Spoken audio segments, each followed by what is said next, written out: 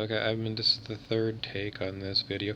The video is simply me expressing my disgust that when I go on LinkedIn, I see racist posts on LinkedIn. I had a racist post from an indigenous person putting out stories that before the white settlers came, that the indigenous people lived in heaven. There was no rape, there was no murder, there was no theft.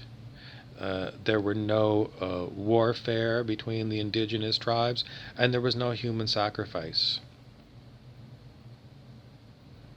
The whole point of it is that's a lie. There was all that stuff.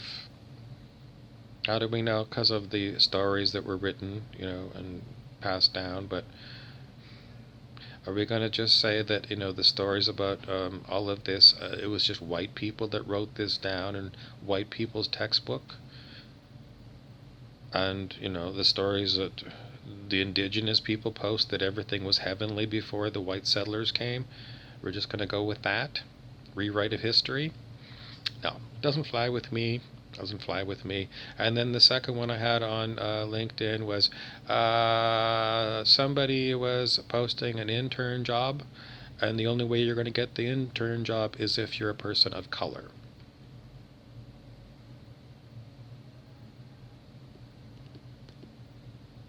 Really? Oh, really? That's what it says. So, blatant racist postings on LinkedIn. I'm not expecting anybody on LinkedIn to take it down, but I just want to keep bringing it up that the racisms are blatant. They are not being called out. They are being encouraged. So, what's the point of the Black Lives Matter?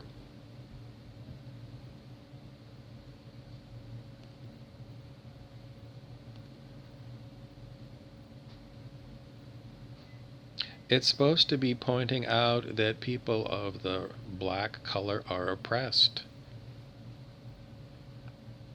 What else do you want to talk about when it comes to oppression? I'm telling you that as a white person, I feel oppressed by these racist posts. I don't call myself a white person. I don't. I call myself citizen of planet Earth. But I keep getting put into a box by these other people who should know better. If you're indigenous, you should know better than to be racist. If you're a person of color, you should know better than being racist. If you're a person of, pale skin, you should know better. Why in 2020 do we have racist postings for jobs? Oh, the one that I saw a few weeks ago was the TD Bank vice president putting up their white privilege. It's like, what is the war on white people? What is the war on white people?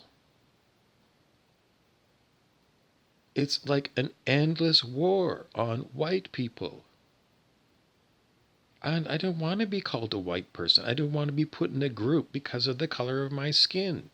But every time I turn around in our business society, racism counts. The color of your skin counts. Why?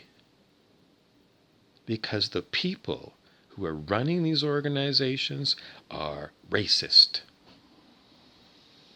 They're racist. White privilege is a racist post. Are there some people who are white that are racist? Absolutely. But calling white privilege out when you're a vice president of a major bank is racist. And it's a sign of incompetence. It's a sign that the bank is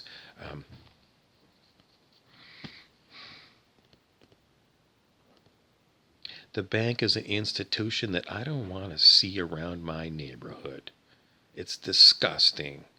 I've got a rich white guy, because they are, you're a bank VP, you're a rich person, and this was a white male, my age. Why would you post that? Because I look at that and I say, um, you're spreading, like, what? Maybe you feel, maybe it's the VP of TD Bank, maybe he's the one that feels like he's got white privilege. I don't feel like I got white privilege. And every time someone posts this, it's like, seriously, why? Why aren't you, why don't you talk about, I'm the moneyed class and I got privilege? Like, be accurate. The reason that you're the VP of the TD Bank, is it because you're a white male? Is that how you got in like 1995? Because you were a white male? Or was it because you got certain educations? What was it? What was it? But I mean, seriously, Mr. White Male, VP of the Toronto Dominion Bank of Canada, if you feel like white privilege is such a big issue, why don't you fucking resign? Why don't you fucking resign and say, I'm a white privileged person and I've taken enough. So I'm going to resign and I'm not going to take a pension, and somebody else can do my job.